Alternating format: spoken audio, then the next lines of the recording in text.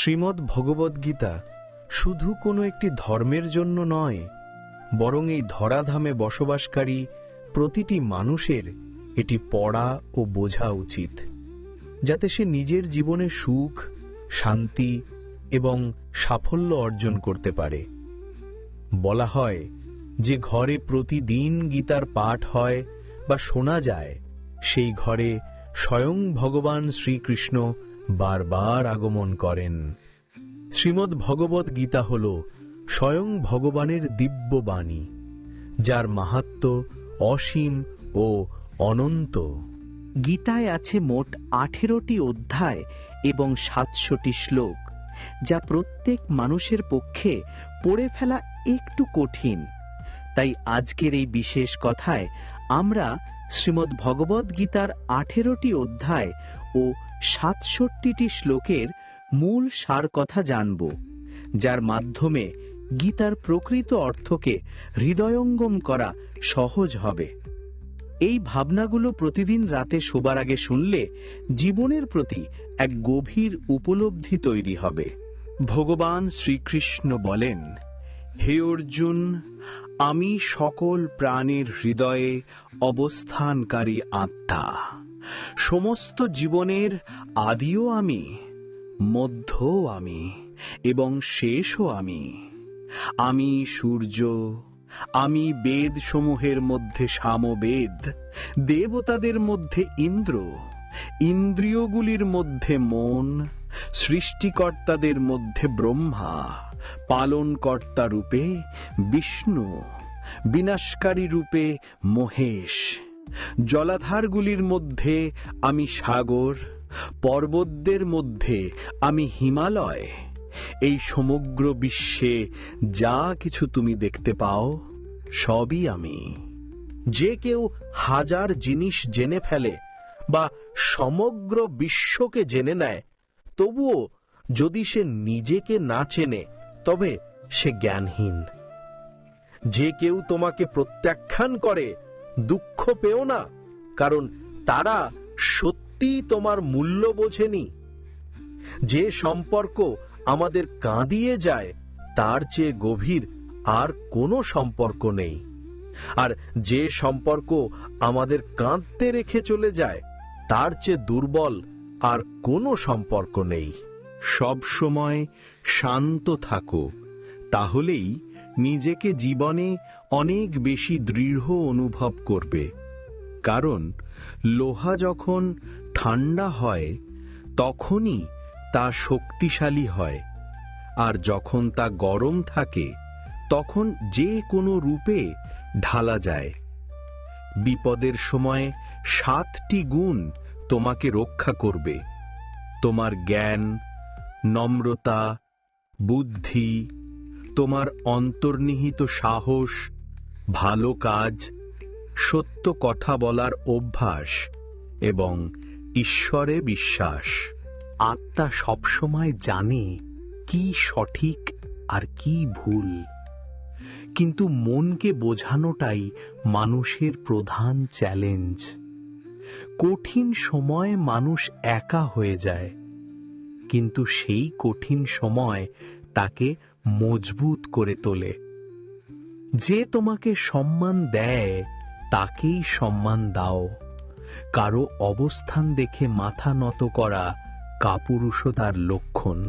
হে অর্জুন, যে ব্যক্তি না আনতি হয়, না কাউকে ঘৃণা করে, না দুঃখ পায়, না কিছু চায়, এবং যিনি সমস্ত কর্মফলের আকাঙ্ক্ষা ত্যাগ করেছেন, সেই জ্ঞানী ব্যক্তি আমার অতি প্রিয়। আমাকে পাওয়ার 3টি পথ আছে: ধ্যানযোগ, জ্ঞানযোগ এবং কর্মযোগ। এবং এই সবগুলোর মধ্যে কর্মযোগই শ্রেষ্ঠ। যদি কাউকে বিশ্বাস করতে চাও, তাহলে তার কথায় নয়, তার কাজের মধ্যে তাকাও। রাগের মুহূর্তে একটু থেমে যাওয়া আর ভুলের সময় একটু নত হওয়া, এই 2 অভ্যেস জীবনের অনেক জটিলতাকে সহজ করে তোলে। ভগবান শ্রীকৃষ্ণ বলেন, যে ব্যক্তি আমাকে সত্যরূপে চিনে ফেলে, সে জন্ম মৃত্যুর বন্ধন থেকে মুক্ত হয়ে যায়। যে গীতা পড়ে ও তার উপদেশ অনুযায়ী চলে, তার সমস্ত পাপের প্রভাব বিনষ্ট হয়ে যায়। যা ভাগ্যে লেখা আছে তা দৌড়ি এসে উপস্থিত হয়, আর যা ভাগ্যে নেই তা এসেও চলে যায়।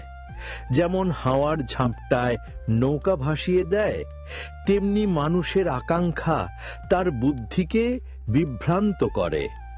একজন জ্ঞানী ব্যক্তি সেই যে অন্যের গুণাবলী দেখে তার থেকে শিক্ষা গ্রহণ করে, তুলনা বা ঈর্ষা নয়।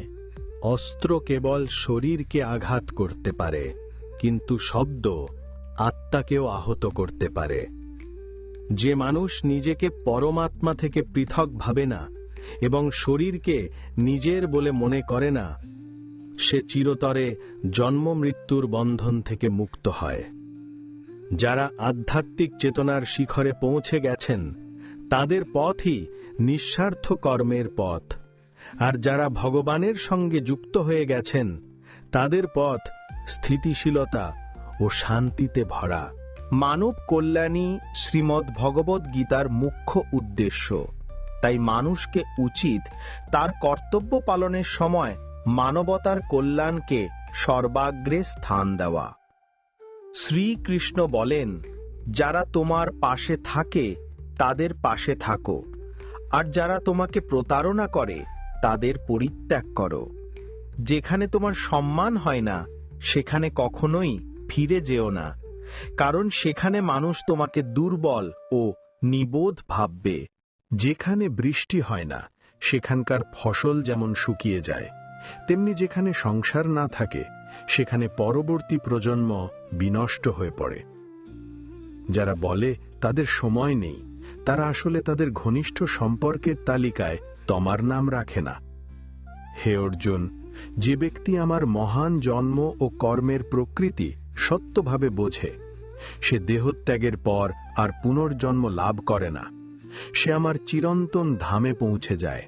যে ব্যক্তি সমস্ত ইচ্ছা ত্যাগ করে, আমি ও আমার এই মোহ ও আকাঙ্ক্ষা থেকে মুক্ত হয়, সে অপার শান্তি লাভ করে। যে মানুষের ভেতরে জ্ঞানের অভাব এবং ঈশ্বরে আস্থা নেই, সে কখনোই জীবনের সুখ ও সাফল্য লাভ করতে পারে না। ঈশ্বর আমাদের যা দিয়েছেন তাই আমাদের জন্য যথেষ্ট। এটাই একমাত্র অটল সত্য। সংযম, সদাচার, স্নেহ ও সেবা, এই গুণগুলো সৎসঙ্গ ছাড়া আসে না। ঈশ্বরকে স্মরণ করে করা প্রার্থনা আমাদের ভাগ্য বা পরিস্থিতি বদলাক না বদলাক, তবে সেই প্রার্থনা আমাদের চরিত্রকে নিশ্চিতভাবে পরিবর্তন করে। বাক্য এমন হওয়া উচিত যাতে ভবিষ্যতে তা ফিরিয়ে নিতেও কখনো তিক্ততা অনুভব না হয়। নিজের মধ্যে সামান্য হলেও আত্মসম্মান থাকা প্রয়োজন, নয়তো মানুষ তোমাকে সেখানেও দাবিয়ে রাখবে যেখানে তোমার অধিকার আছে। একজন মহাপুরুষই আত্মাকে বিস্ময় দৃষ্টিতে দেখে, আবার এমন আর একজন মহাপুরুষ তার রহস্য ব্যাখ্যা করে, আর এমন কেউ কেউ বিষয়ে শুনেও তাকে জানতে পারে না।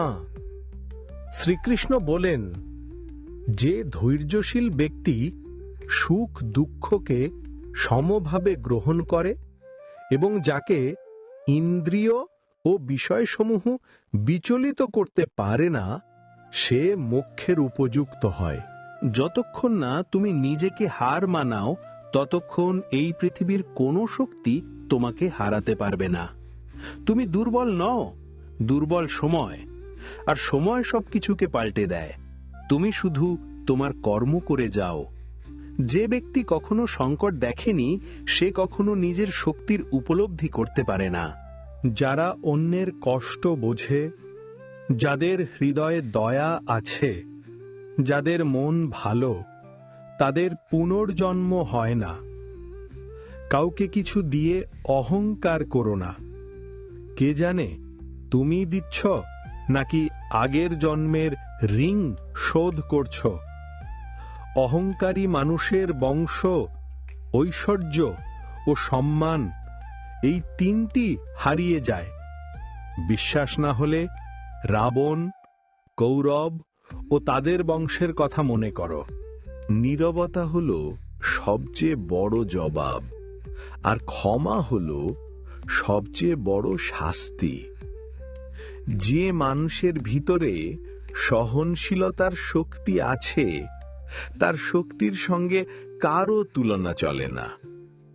আমাদের অযথা চিন্তা ও মনের ভয় এমন এক রোগ যা আমাদের আত্মিক শক্তিকে ছিন্ন ভিন্ন করে ফেলে। মানুষকে জীবনের চ্যালেঞ্জ থেকে পালানো উচিত নয়, আর না ভাগ্য বা ঈশ্বরের ইচ্ছার দোহাই দিয়ে নিজের দায়িত্ব থেকে দূরে থাকা উচিত।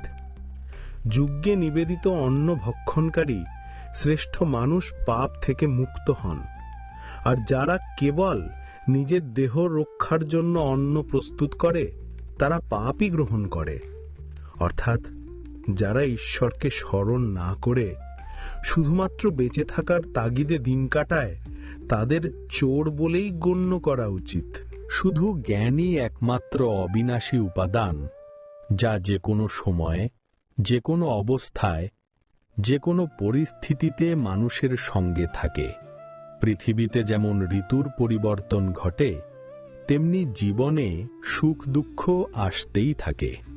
যুদ্ধ হোক বা জীবন, সাফল্য আসে মাত্র 3টি অস্ত্রের মাধ্যমে: ধর্ম, ধৈর্য ও সাহস। কোনো মানুষ জন্মসূত্রে মহান হয় না, বরং তার কর্মই তাকে মহান করে তোলে।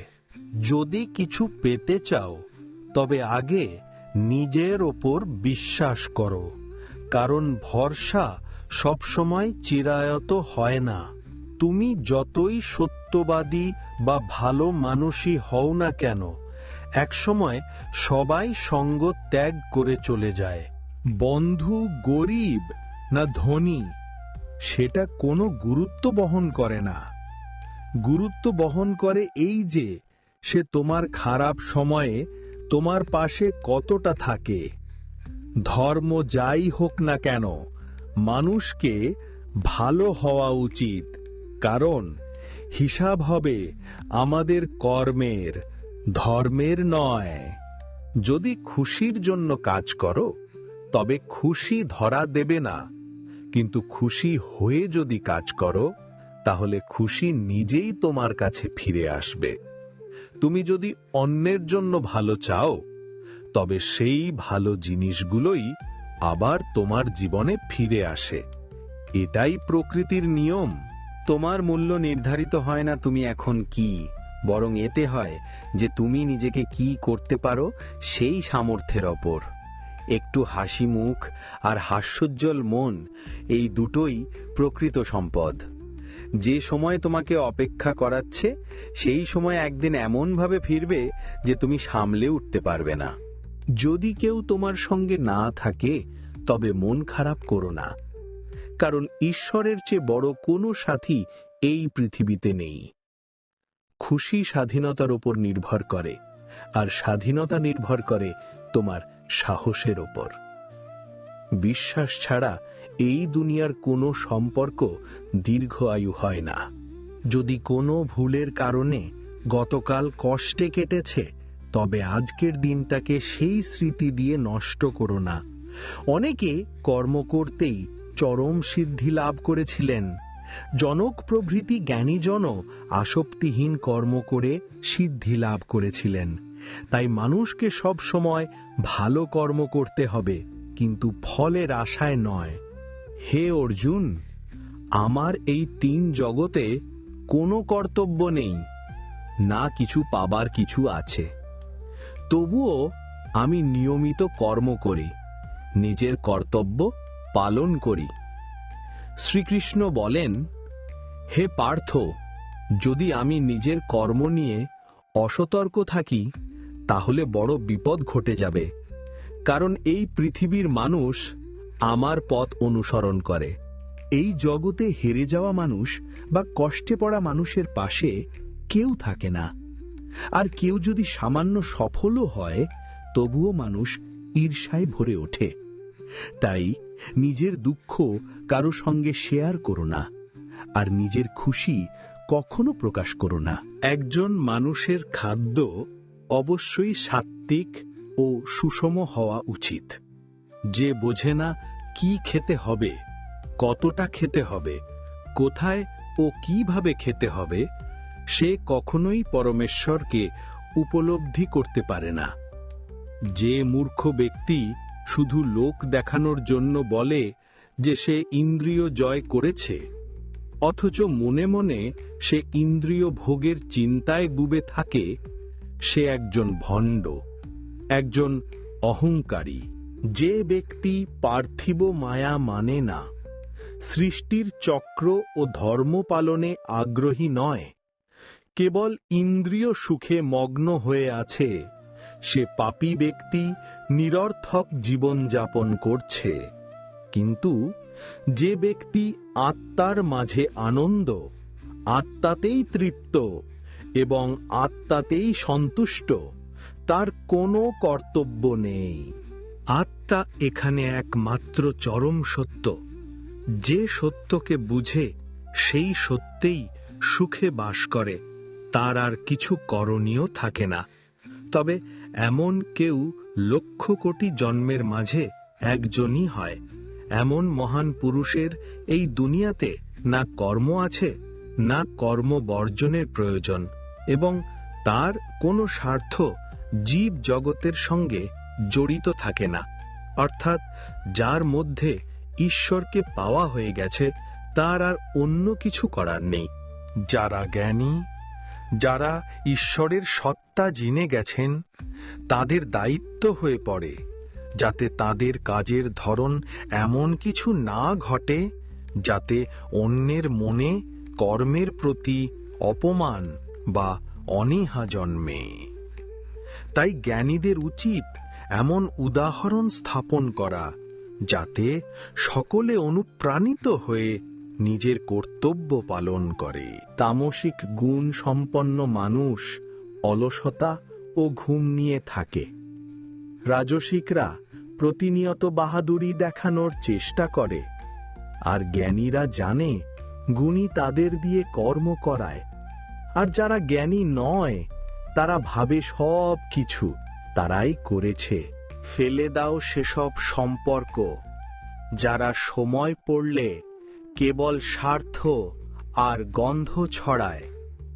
যদি সত্যি নিজের জীবন পাল্টাতে চাও, তাহলে প্রথমে নিজের মনকে পাল্টাতে প্রস্তুত হও, কারণ মন যেমন থাকবে তেমনই ভাবনা হবে, আর ভাবনা যেমন হবে জীবনও তেমনই হবে।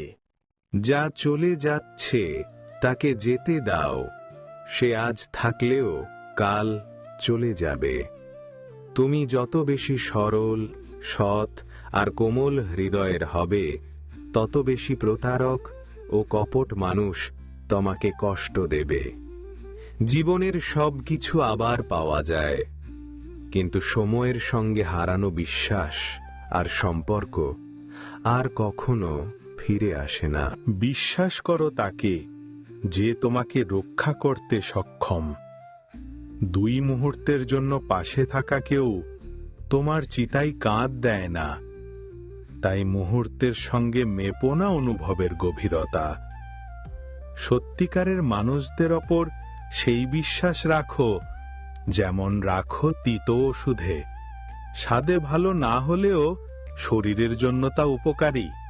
যেসব মানুষ তোমার ঘনিষ্ঠতাকে স্থান দেয়নি, তাদের থেকে দূরত্বই শ্রেয়। বড় সেই ব্যক্তি যে ছোটদের ব্যথা বোঝে, কে কি করছে, কেন করছে, কিভাবে করছে, এই সব থেকে যতটা নিজেকে দূরে রাখবে ততটাই সুখী থাকবে। প্রতিটি সম্পর্কের সীমা থাকে, কিন্তু আত্মসম্মানের পক্ষে কোনো সম্পর্কই টিকিয়ে রাখা উচিত নয়।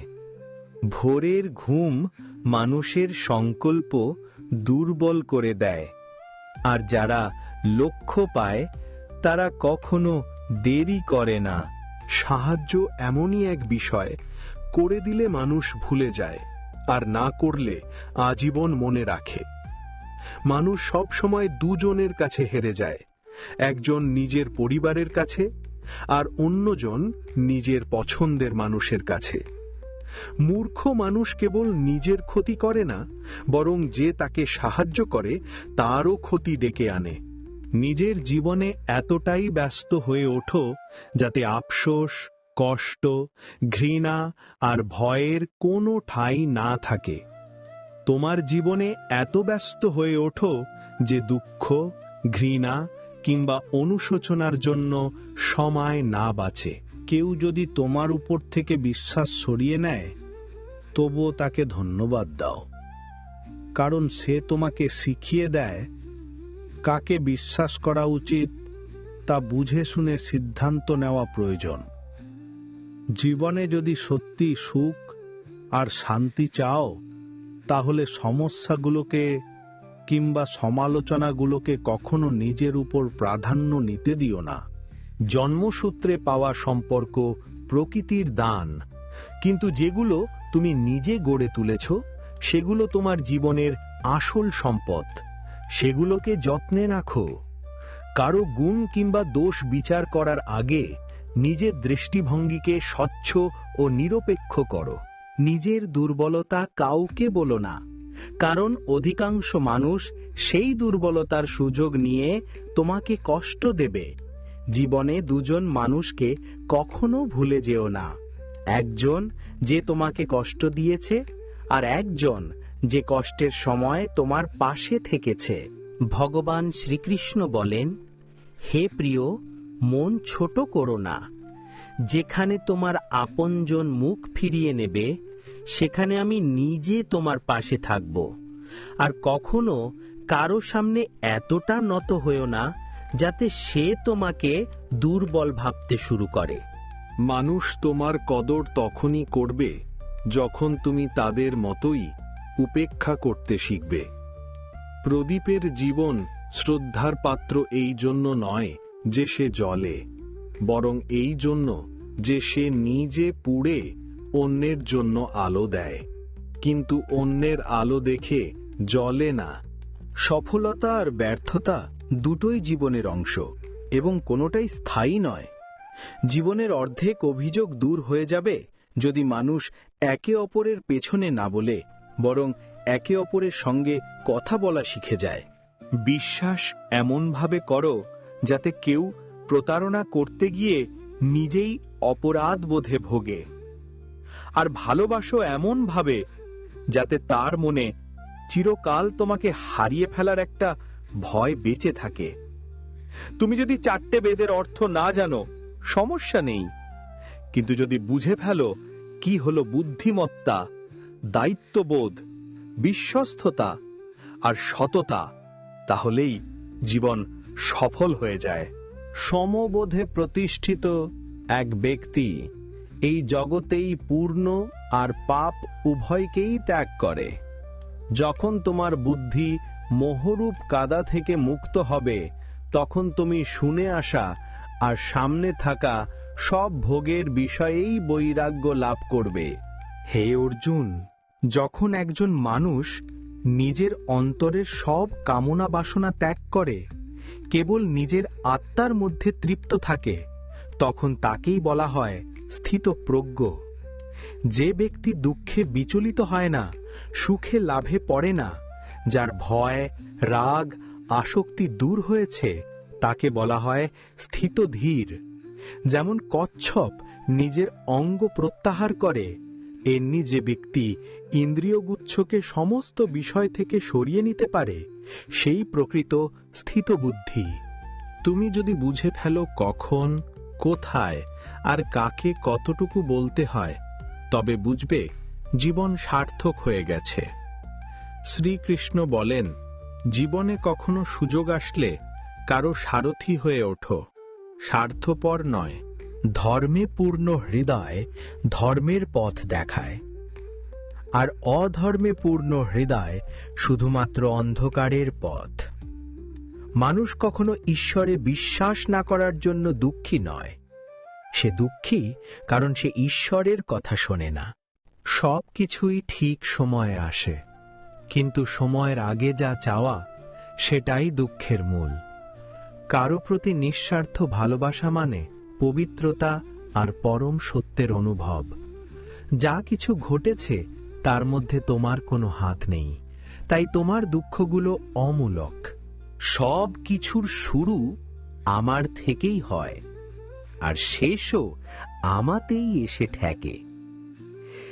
ইন্দ্রিয় সুখ কখনো প্রকৃত সুখ নয়। প্রথমে তা মধুর লাগে, পরে তা ধ্বংস ডেকে আনে। শ্রীকৃষ্ণ বলেন, হে মানব, তুমি তোমার জীবনকে অর্থবহ করে তুলতে পারো, কিন্তু তার জন্য তোমাকে আমার স্মরণে আসতে হবে।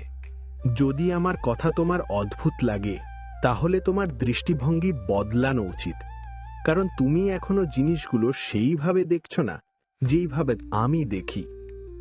একবার যদি তুমি আমার উপর বিশ্বাস করো, তাহলে কখনো হতাশ হবে না। যে একবার আমার উপর নির্ভর করে, আমি কখনো তাকে ছেড়ে যাই না। যে আমার ভক্তদের সঙ্গে প্রতারণা করে, আমি তার সবচেয়ে বড় শত্রু হয়ে উঠি। যদি কেউ আমার এক ভক্তকেও একবারও প্রতারিত করে, আমি জন্ম জন্মান্তরেও তাকে ক্ষমা করি না। আমি প্রতিটি হৃদয়কে মন্দিরের মতো দেখি। যে হৃদয় যত বেশি পবিত্র, আমি সেখানে তত বেশি অবস্থান করি। ভগবান বলেন, এই দুনিয়ায় সবাইকে ভালোবাসো, কিন্তু পূর্ণ বিশ্বাস কেবল ঈশ্বরের ওপর রাখো। যদি কাউকে বিশ্বাস করতে চাও, তা হোক একমাত্র পরমাত্মার ওপর। যখন তুমি যাত্রা শুরু করবে, তখন প্রাথমিকভাবে ব্যর্থতাও আসতে পারে, কখনো পড়েও যেতে হবে, কিন্তু এর মানে এই নয় যে তুমি পথ ছেড়ে দেবে। একদিন আসবে যখন তুমি পূর্ণতা লাভ করবে, আর তোমার সমস্ত কাজ সফল হবে। এই পথে আমি তোমার পাশে থাকব, তোমার ছোট বড় সব কাজে তোমার সঙ্গী হব। তোমার অন্তর যা চায় তাই করো, কিন্তু বিনয় ও সরলতার সঙ্গে, অহংকার নিয়ে নয়। এই ধরায় জন্ম নেবার পর মানুষের প্রধান উদ্দেশ্য হওয়া উচিত মুক্তি লাভ করা। কেবল সেই মানুষ মুক্ত হতে পারে যে নিজের কর্মে দৃঢ় প্রতিজ্ঞ এবং সুখ দুঃখকে সমভাবে গ্রহণ করতে পারে। যে ব্যক্তি নিজের আত্মার কণ্ঠ শুনতে পারে, সে আমার সঙ্গে কথা বলতেও পারে, আমাকে দেখতে পর্যন্ত পারে। যে ব্যক্তি আমাকে প্রতিটি বস্তুতে দেখে আর আমার উপস্থিতি অনুভব করতে পারে, সেই আমার প্রকৃত ভক্ত। আর এমন ভক্তদের প্রতি আমার গভীর ভালোবাসা। বন্ধুরা, আজকের এই কথোপকথনে শুধু এটুকুই। আমি আশা করি এই কথাগুলো তোমার হৃদয়ে এক গভীর উপলব্ধি সৃষ্টি করবে। যদি ভালো লেগে থাকে, তাহলে ভিডিওটিকে লাইক ও শেয়ার করো এবং কমেন্টে লিখতে ভুলো না, জয় শ্রী রাধে কৃষ্ণ। এমন আরও জ্ঞানগর্ভ ও অনুপ্রেরণামূলক ভিডিও পেতে আমাদের ইউটিউব চ্যানেল অমৃত কৃষ্ণ বাণীটি সাবস্ক্রাইব করে পাশে থাকা ঘণ্টিটি টিপে দাও। ভগবান শ্রীকৃষ্ণ তোমাকে সর্বদা আনন্দে রাখুন। নিজেকে ভালো রাখো। জয় শ্রী রাধে কৃষ্ণ।